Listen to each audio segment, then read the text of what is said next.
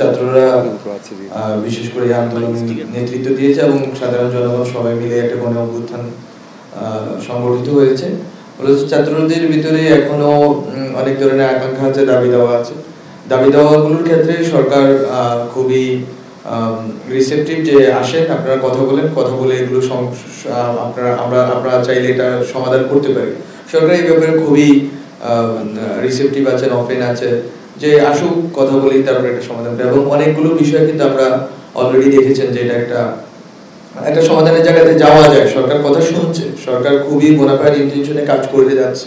তো যারা আন্দোলন করছেন তাদের কাছে আমাদের একটা দাবি থাকবে, যেটা আসিফ বলেছে বা আমরা বারবার বলেছি, যে উস্কানি অথবা এক ধরনের যে নেগেটিভ এনার্জি আছে ওগুলো না করে বরং আপনারা সরকারের সাথে প্রপার চ্যানেলে আসেন, কথা বলেন, এবং সরকার আপনাদেরকে শুনতে ইচ্ছুক এবং আপনারা সমাধানের দিকে এগিয়ে যান। এটাই আমরা ছাত্রদের কাছ থেকে প্রত্যাশা করবো। ছাত্ররা যেহেতু একটি গণ অভ্যুত্থান সফল করতে পেরেছে, ফলে আমরা মনে করি ছাত্ররা দায়িত্বশীলতার পরিচয় দিবে। যখন সাত কলেজের শিক্ষার্থীরা ঐক্যবদ্ধভাবে একটা আন্দোলন করছিল, তখন তাদের প্রতিনিধি দলের সাথে আমাদের মাননীয় শিক্ষা উপদেষ্টা ওয়াহিদুদ্দিন মাহমুদ স্যার এবং আমি সেই আলোচনায় ছিলাম। সেখানে যথেষ্ট ফ্রুটফুল আলোচনা হয়েছে, দে ওয়ার স্যাটিসফাইড, এবং সেখানেই আসলে বিষয়টি শেষ হয়ে গিয়েছিল, শেষ করা হয়েছিল, সমাধানের পথটা দেখানো হয়েছিল। আপনারা জানেন যে এত দ্রুত আসলে এই ধরনের শিক্ষার ব্যাপারে এই ধরনের দাবি বাস্তবায়ন সম্ভব না। সেই জায়গা থেকে তাদের সাথে হয়েছিল।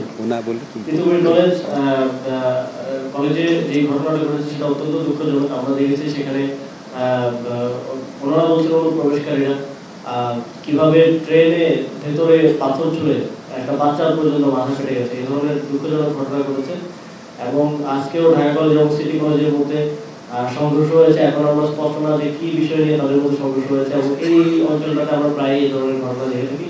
এক্ষেত্রে ছাত্রদের প্রতি আমাদের আহ্বান থাকবে যে কোনো প্রকার উস্কানির মধ্যে না পড়ে যেন আইন শৃঙ্খলা পরিস্থিতি বজায় রাখার ক্ষেত্রে আমাদের যে নাগরিক দায়িত্ব সেটা আমরা পালন করি, এই আহ্বানটা আমি জানাতে চাই।